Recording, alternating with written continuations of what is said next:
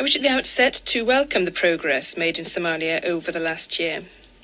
The conference, organised from the 12th of December, with the participation of President Hassan Sheikh Mohamud, attested to the extent of this progress on the political front, thanks to the organisation of the National Consultative Council, the economic front, after reaching completion point of the highly indebted poor countries index, or on the diplomatic front, with the integration of Somalia into the East African community.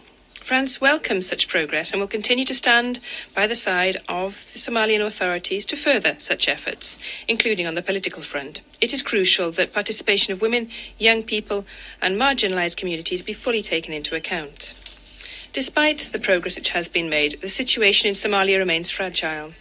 Al-Shabaab continues frequent attacks, including against civilians and international partners.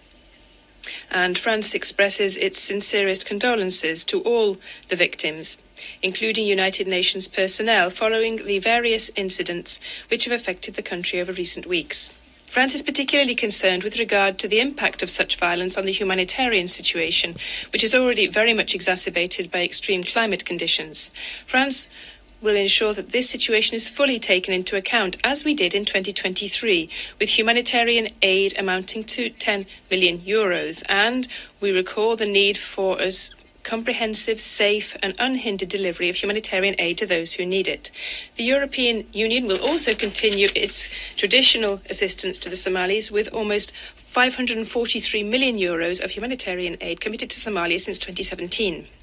Madam President, to address these challenges, it is crucial for all of Somalia's partners to lay out now the support which can be lent following ATMIS's departure on the 31st of December this year. In this regard, France welcomes the strategy presented by Somalia last December. This is a very clear strategy which requires the mobilisation of all of the international community.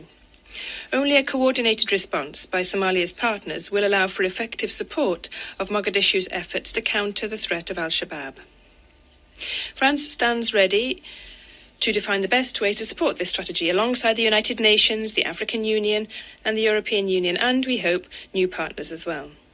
The European Union, which has committed over 4.3 billion euros to Somalia since 2009 and deploys 2 European training missions on the ground, will continue to mobilise all of the tools at its disposal to consolidate the achievements, with an emphasis on Somalian capacity building.